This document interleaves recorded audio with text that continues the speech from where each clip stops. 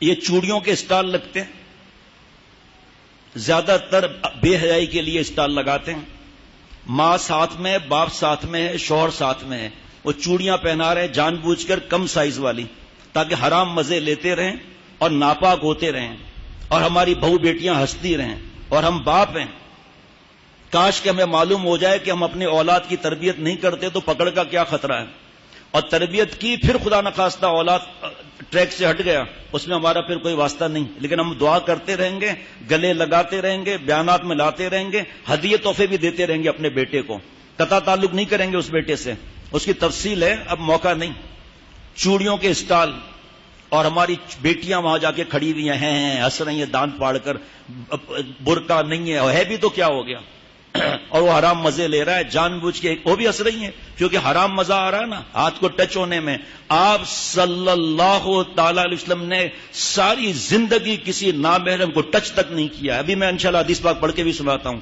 جب میڈیا پر بکواس کرتے ہیں کہ ہاتھ نہ ملانا آپ صلی اللہ علیہ وسلم کی نعوذ باللہ عادت تھی، ابے جاہل، جو آپ صلی اللہ علیہ وسلم نے کام نہیں کیا وہ کرنا ہی نہیں ہے. وہ یہ کہنا کہ آپ صلی اللہ علیہ وسلم برا لگتا تھا اس لیے وہ ہاتھ نہیں ملاتے تھے، تو تجھے برا نہیں لگتا.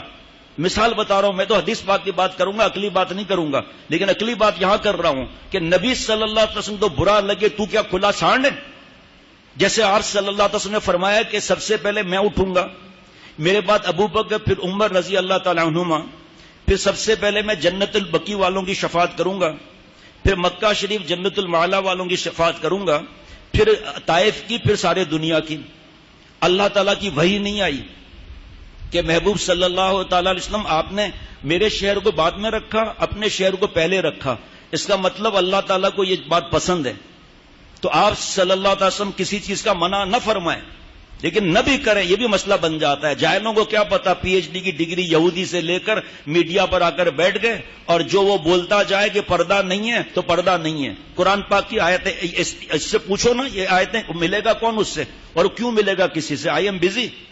اور اگر مل بھی لیے، انہوں نے یہ بتا بھی دیا کہ یہ قرآن پاک کی آیتیں پردے کے تو کھلا سانڈ ہے، پردے کے خلاف بولتا ہے، کہ تم اس مقام پر نہیں ہو جس میں مقام پر ہوں. میں اس کو جتنا سمجھتا ہوں تو نہیں سمجھتا، کبھی نہیں مانیں گے.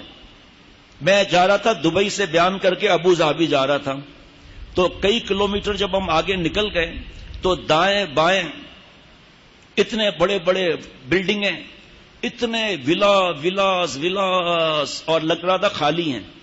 تو میں نے پوچھا بھائی یہ کیا ہے؟ کہ یہ ایک صاحب ہیں، ان کے یہ ولاس اور فلیٹ ہیں خالی ہیں. پھر اتنا پیسہ اس کے پاس کہاں سے آئے کہ بنا کر رکھ کر بیٹھا ہوا ہے؟ کہ یہ صاحب میڈیا پر آتے ہیں، اب سمجھ لو یہ سب کیا ہے. ان کا کام ہوتا ہے شکوک پیدا کرنا، اور ان کو پتا ہے جو سن رہے ہیں ان کو دین کی سمجھ ہوتی تو گھر میں ٹی وی ہی نہیں ہوتا، اگر گھر میں دین کی سمجھ ہوتی کیبل ہی نہیں ہوتا. ان کو پتا ہے کالج، اسکول، یونیورسٹی اور انسٹیٹیوٹ اور اسکولوں میں دین نہیں پڑھایا جاتا، اس لیے ان کا برین واش کر کے کھوپڑی میں بچپن سے ہی ڈال دو گے، پردہ کچھ نہیں ہوتا، ناؤ ناچو کوئی مسئلہ نہیں ہے. نعوذ باللہ. چوڑیوں کا عرض کر دیا میں نے. خواتین کے شوز کی دکان پر ہم اپنے بیٹیوں کے ساتھ، بیوی کے ساتھ، بہن کے ساتھ جاتے ہیں، وہ ان کے ہاتھوں پر، پیروں پر ہاتھ پھیر رہے ہیں، جوتے پہنانے کے بہانے حرام مزے لے رہے ہیں. یہ جو توبہ کرتے ہیں نا، وہ جو اپنے باتیں بتاتے ہیں، وہ پھر میں آگے کرتا ہوں، یہ کسی اخبار کی خبریں نہیں ہیں. اور آپ الحمدللہ حضرت کا یہ غلام، حضرت کے درگاہ بھنگی، سنی سنائی باتیں نہیں بتاتا. وہ جوتے پہنا رہے ہیں جان بوجھ کے چھوٹے، پھر ہنس رہے ہیں، پھر ہنس رہی ہے، اور ماں باپ جا کے ونڈو شاپنگ کر رہے ہیں، اور یہ ایک دوسرے کو فون نمبر دے رہے ہیں، ایک دوسرے کو میسج کے نمبر دے رہے ہیں ایک دوسرے کو. کل ایک خاتون 6 بچوں کی ماں بھاگ گئی گھر چھوڑ کر، طلاق نہیں، خلا نہیں، موبائل. جب اس 4 بچوں کی ماں کے بھاگنے کی خبر میں نے مرشد ثانی حضرت میر صاحب رحمۃ اللہ علیہ کو سنائی تھی تو حضرت میر صاحب رونے لگے. اب چشمہ اتار دیا، قلم رکھ لیا، جو لکھ رہے تھے دین کی بات. فرمایا میں آج تک روتا ہوں، 2 مہینے کے دودھ پیتے ہوئے بچے کو ماں چھوڑ کر بھاگ گئی. موبائل، ننگی فلمیں، نامحرم مردوں کو دیکھنا، اللہ کا حکم ٹوٹنا، کل للمؤمنات یغضضن من ابصارہن ویحفظن فروجہن. آپ نبی صلی اللہ تعالی علیہ وسلم ایمان والی بیویوں سے فرما دیں کہ اپنی بعض نظریں نیچی رکھیں، اپنی شرمگاہ کی حفاظت کریں. دیور، بہنوئی، خالو پھپھا لڑتے ہیں کہ ہم کیسے نامحرم ہو گئے. جاؤ اوپر جا کے بات کر کے آؤ. وہ جانے کی گارنٹی ہے، واپس آنے کی گارنٹی نہیں ہے. شریعت کا مذاق اڑاتے ہیں کہ ہم کیسے نامحرم ہو گئے. آپ آ کے پتا کرو کیسے نامحرم ہو گئے. یہاں کھڑے ہو کر بک بک کرنے سے تھوڑی کام چلے گا. اللہ سے کہو جس رب کا حکم ہے اس کے خلاف بول رہے ہو کہ ہم کیسے نامحرم ہو گئے.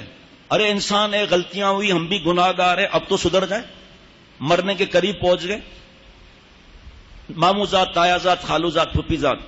پھر یہ فیس بک اور یوٹیوب اور واٹس ایپ دیکھ رہے ہیں کہ ہماری بیوی نامحرم سے بات کر رہی ہے، اور دیکھ رہے ہیں کہ رشتہ دار سے بات کر رہی ہے، اور دیکھ رہے ہیں گھر میں گئے تو جناب نامحرم خاندان کے یا پڑوس کے یا دوست بیٹھے ہوئے بیوی کے پاس. لیکن کیونکہ میڈیا نے ایسا برین واش کیا کہ برائی نہیں لگتا، بلکہ جو اس کے خلاف بات کرے اور شریعت کا حکم اور قرآن پاک حدیث پاک سنائے تو وہ بات سمجھ میں ہی نہیں آتی. جناب